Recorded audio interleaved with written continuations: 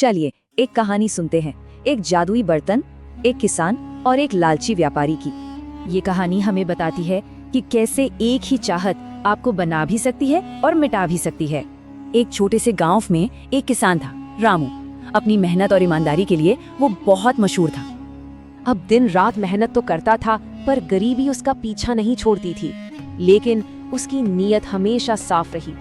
फिर एक दिन खेत में खुदाई करते हुए उसे जमीन में गड़ा एक पुराना पीतल का बर्तन मिला। रामू उस बर्तन को घर तो ले आया, पर उसे क्या पता था कि उसकी पूरी जिंदगी बदलने वाली है। घर पर गलती से उसके हाथ से चावल का एक दाना उस बर्तन में जा गिरा, और फिर जो हुआ वो एक जादू था। वो एक अकेला दाना 100 दानों में बदल गया। पूरा बर्तन चावल से भर गया था। रामू को समझ आ गया, ये कोई मामूली बर्तन नहीं, बल्कि एक जादुई बर्तन है जो कुछ भी 100 गुना कर देता है।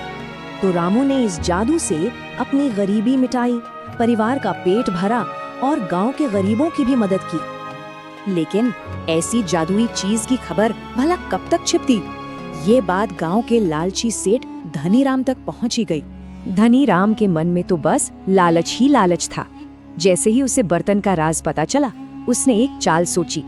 वो सोचने लगा, अगर ये बर्तन मुझे मिल जाए तो मैं दुनिया का सबसे अमीर आदमी बन जाऊंगा। और बस रात के अंधेरे में धनीराम ने रामू के घर से वो जादुई बर्तन चुरा लिया। देखिए, दोनों की नीयत में जमीन आसमान का फर्क था।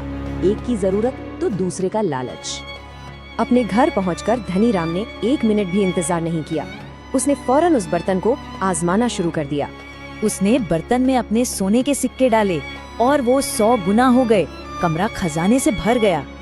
पर उसका लालच कम नहीं हुआ और सिक्के निकालने के चक्कर में वो बर्तन में ज्यादा ही झुक गया। और बस उसका पैर फिसला और वो सीधा बर्तन के अंदर जा गिरा। और बर्तन ने फिर अपना जादू दिखाया। एक लालची सेठ बर्तन के अंदर गया और बाहर निकले 100 लालची सेठ। अब 100 धनीराम एक दूसरे से ही खजाने के लिए लड़ने लगे। उसका लालच ही उसका विनाश बन गया।